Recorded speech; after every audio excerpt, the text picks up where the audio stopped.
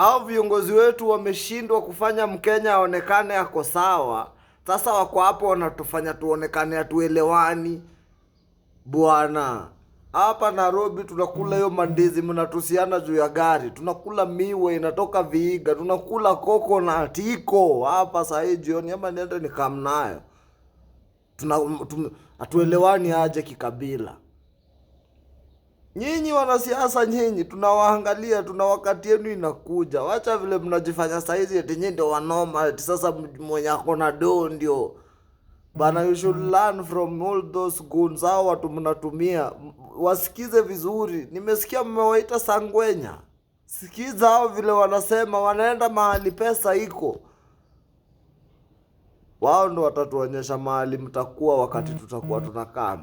I tell you, tutakuwa magoons hiyo time. Hata wao watakuja wakiwa raia. Ndio utajua ulikuwa unaonga raia wakosane na raia wenzake.